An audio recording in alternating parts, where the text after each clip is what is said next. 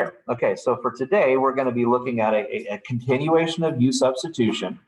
So I wanted to start with what I think should be a fairly simple problem to kind of begin our story that is really not anything to do with U substitution. So I'm going to call this U sub part 2. But I want to remind you of something. So back a while ago, I had a problem that we did that was like this particular one right here. And I know some of you guys would probably actually think this is a U sub question, but it is not. I just want to be very clear. This is not a U sub question. When you look at this, one thing that's really significant about it is I gave you a monomial denominator. That's really important. Mono means what? One. That means if before I do any calculus, I do some simple algebra. What is x divided by x, everybody? That's just 1. And then 5 over x is just like this. So if I first go in and do a tiny, tiny little bit of simplification, this is 1 plus 5 over x. You guys cool with that? By the way, do I need to do a U substitution on that thing? What's the integral of 1? That's just x, isn't it? And what is the integral? Careful on this one. This is the one that screws people over. What is the integral of 5 over x? 5 ln x. Aha. So we have our special thing, which basically, if you know your tricks or you know your rules and you have them memorized, it's no big deal. Are you guys all right with that? Why was this problem what I would consider a trivial question? Is what was the denominator? It was a monomial, so I could break it up into individual bite-sized pieces that I could handle one at a time. So this is what I'm actually going to call real question number 1. This is our first one. And in the past, I've actually called this the trick. It's not much of a trick. It really isn't. What if we change the story ever so slightly and we have it as x over x plus 5 dx? Now, that's a problem, isn't it? Because what do I no longer have? I no longer have a monomial denominator. You're like, dang, does it really make that big of a difference? Well, honestly, yes, it does, because I don't have those rules. I can't call this 1 plus 1 over, like x over 5. It just doesn't work. You can't do that. But what you can do, it's silly, but it works. What do you think we're going to call u? We're going to call u x plus 5. Now, this is kind of stupid, but that also means u minus 5 is x, doesn't it? What is du?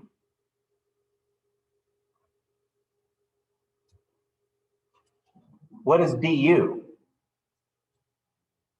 dx, isn't it? If I took the derivative of this, I get one of those, I get one of those. It's just 1 du equals 1 dx, and it doesn't matter if I do it on top or bottom. But this is where it's silly, but it works. So look what we've got. What is dx? Du, that really didn't help much, did it? But now what is the x on top? U minus 5, and what's the denominator? What did we just do, everybody? We did a little switch, and we made the monomial into the denominator instead of, you know, how it kind of works. So we switched it around, and so now it's really marginally a U substitution question, because we can now integrate, and we go through all of this stuff. Which again, we already did a moment ago in this previous problem, although this one has a negative sign in it, but that's not a big deal. But what do we have to do to finish our story? We need to plug in, for place of u is going to substitute x plus 5. So that's, again, I have historically called this the trick. But I mean, that's not much of a trick, is it? It's really what we could not handle was that little piece. So let's kind of play that same game on the second problem. And it has a little bit of a same feel to the first, because I told you in the standard U sub, you're looking for how one piece is expressly the derivative of the other. The problem that I'm very glad that Dean asked about is you could see here, oh yeah, if I take the derivative of a fourth, I'm going to get a third and it's nailed, right?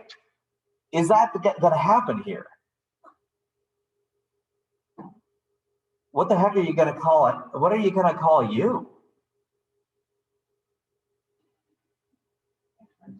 X minus 2. Yeah, it's like, well, doesn't really seem like it's going to help much, because if u is x minus 2, then du is just dx. Did that really help? Oh, yes, it did. Oh, it helped greatly, because what is this thing right now? Look at this piece right here. This is u to the half. That's not bad. What is the dx part? Du. So we were able to substitute this part here.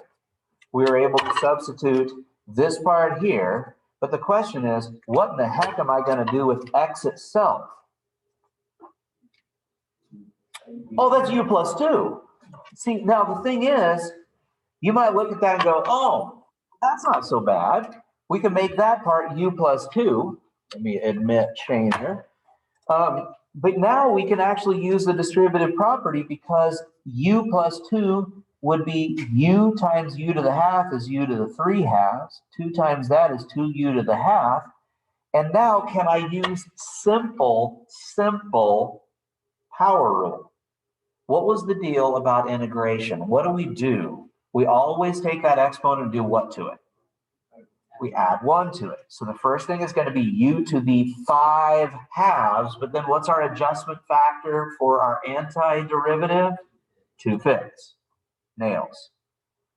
Then we go to the next part. That's going to be u to the 3 halves, but I'm going to have to then multiply that by 2/3, divide by 3 halves, multiply by 2/3. So that's going to be what? 4/3. See, I have to admit I wasn't feeling all that well this morning, so I may not be thinking at my normal caliber. I think I have some allergies going on, so I'm just going to stay away from you, but I just really didn't want to be gone today, because it'd be hard to do this with a sub. Anyway, so you guys go with this? Yeah, I know, like, you can't have anything that's not COVID, but I know I had COVID, so it's not COVID. Anyway, moving on. So what do we do? What's our last little stage of the game? Oh, substitute back in, so no big deal. So we've got 2/5 of ugliness to the 5 halves. We've got 4/3 of ugliness. Oh boy, 3 halves. Does that C matter? Yeah, it sure does. Let's get a plus C on that bad boy. All right. So let's see if I can let you take your shot at one yourself, okay? So here's problem number 3. Oh, this is going to be so easy. This is going to be easy. In fact, I'm going to make it so easy.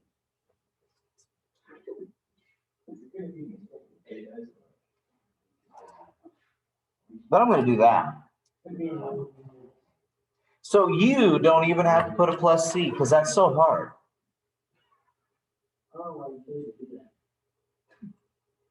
Well, because I don't want my examples to go on too long.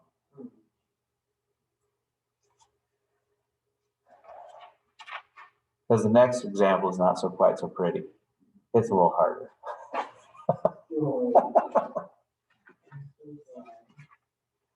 It's going to be a little uglier.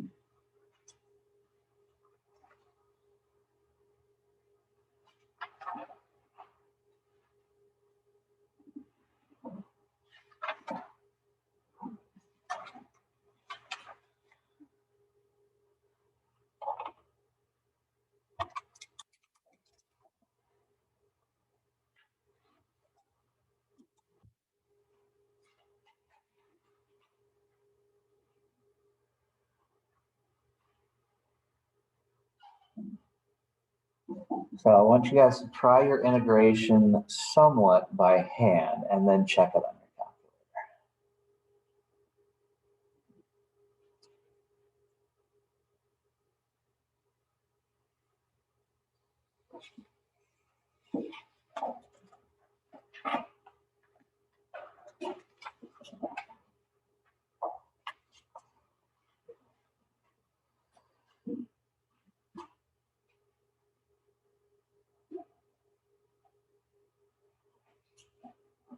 All right, Lachlan, what'd you make U?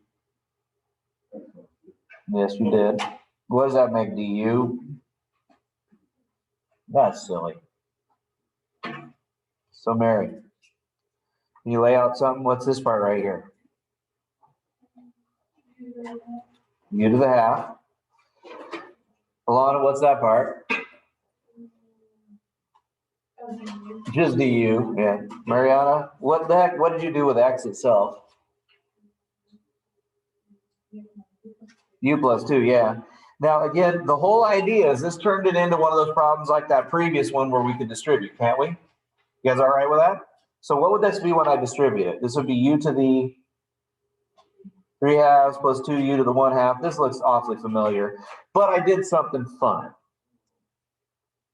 I used to integrate from X equals 3 to X equals 6. So can anybody tell me what my new bounds of integration will be? Because I'm not going to use X equals 3. What am I going to use?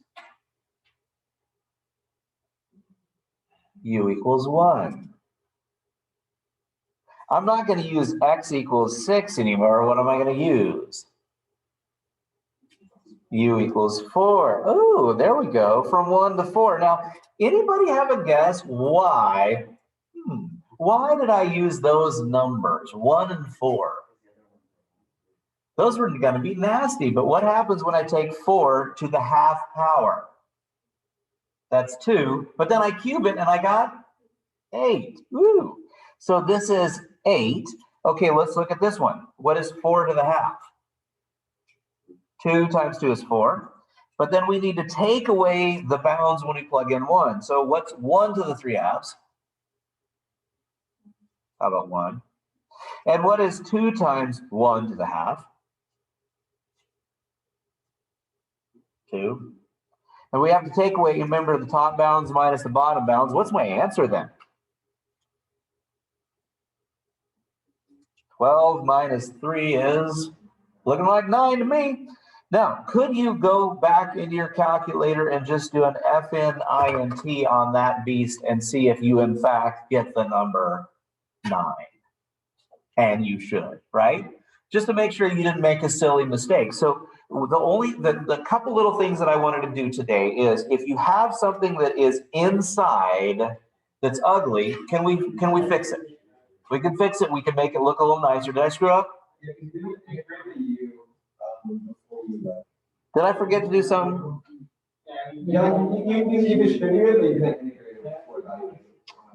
Oh, well, that was silly of me. So let's fix that.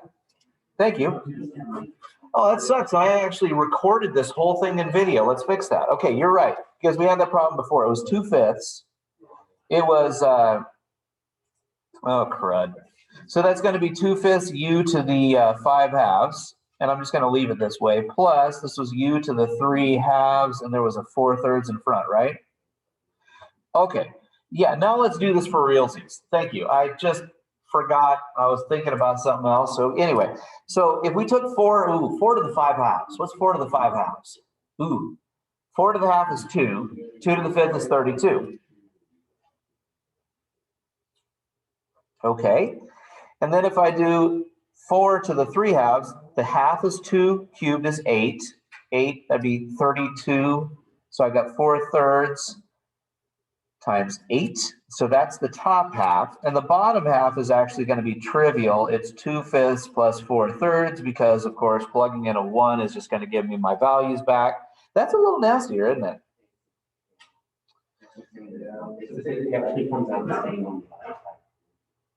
What is it? 326 over 15? All right, I'm happy. Sorry, I kind of messed that up a little bit. Got ahead of myself. Okay, because I was thinking about the fun one that I have to do now. Now, one thing about Americans that we suck at is we do not like to be wrong. You guys notice that? One of my favorite posters was on an athletic director's wall up at Enterprise. And it was a picture of fairly accomplished basketball player. Used to play for the Bulls. I don't know, Scottie Pippen. little more accomplished than Scottie Pippen or Dennis Rodman. Yeah, even a little higher than that. You know, might be considered the GOAT. You know. So anyway, there's a picture of Michael Jordan there with the ball in his hand, and what he did is it was a list of all of his failures. It was like how many times in his career he had a shot at the game-winning thing and missed. And it was a lot, you know, because think about how many times, if you're down by 2, who's going to get the ball? You know, you're going to go, you'll get, you know, but he goes through the whole thing. He talks about all the things that he did that didn't succeed. And he goes, and that's why I'm the best. Because I failed a bunch of times, but I've learned from it. I'm stronger because of it. You still want me to have the ball because I'm still going to do it better than anybody else, right? And so that kind of sentiment. Well, so what I'm getting at when I say that is use substitution sometimes will take you down a bad path. So you just have to be understanding of that. So for my third example, this is the hardest one. We're going to go from x equals 0 to 1. I'm going to go definite. And now you guys, by the way, the reason I'm going definite, in some cases that makes it a little bit easier. But this last example, the question is, what the heck do I call u to make this thing work? Now, some people are going to go, oh, the trick that you taught us was to do you see how, like, if you let u be x squared? Why might it be smart to let u be x squared? Because the derivative of x squared would be a 2x dx. And do you see how I have this x dx? And so I watch people all the time try that. But unfortunately, that's not x dx. What is that? That's the square root of x dx. And then there's a 1 in there. Like, what? I mean, so sometimes you're going to try the u sub and just grind on it and look for it, and you're going to fail. Honestly, don't take out your eraser.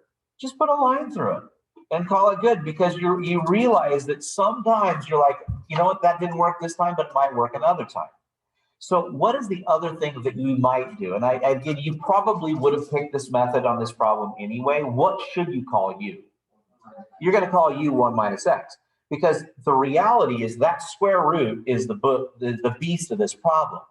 But it feels like you haven't really accomplished much, because that makes du just negative dx. That didn't help much, did it?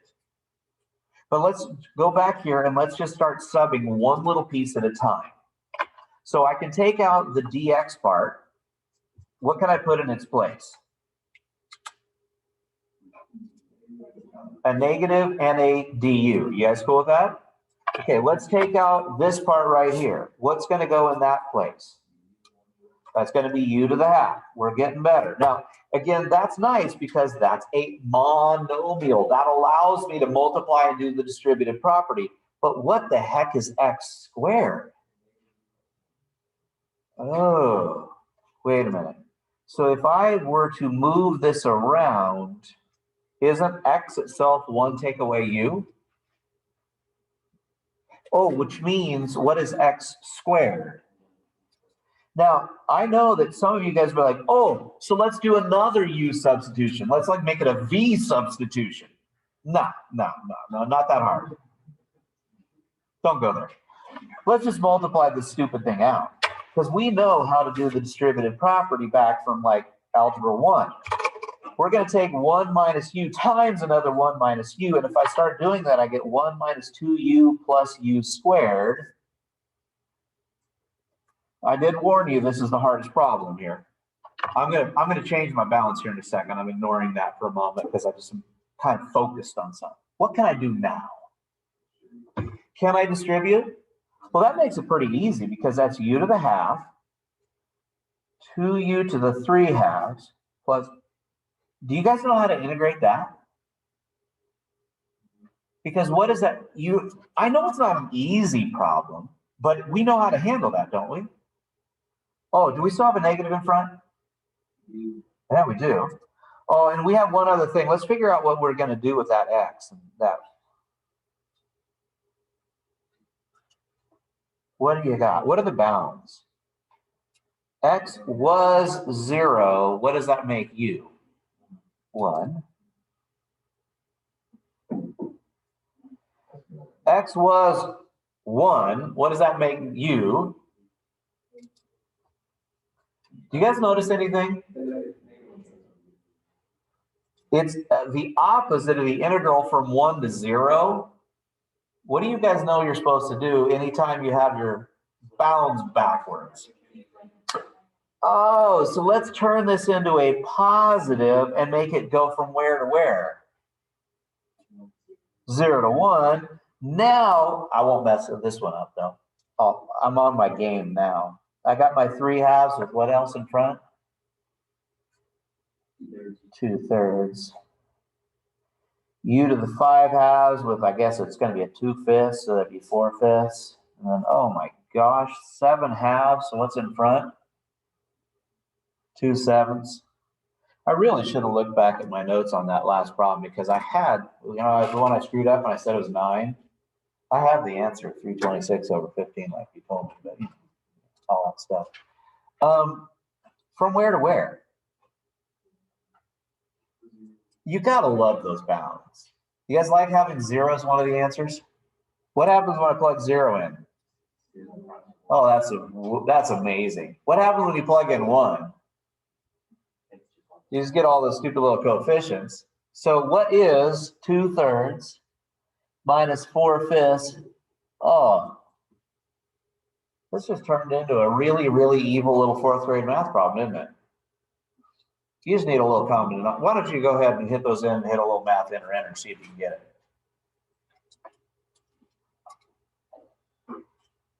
I got a fairly unpleasant answer because I need a common denominator between a 3, a 5, and a 7. I think that's 105, isn't it? 16 over 105. Do you think your calculator would do that for you?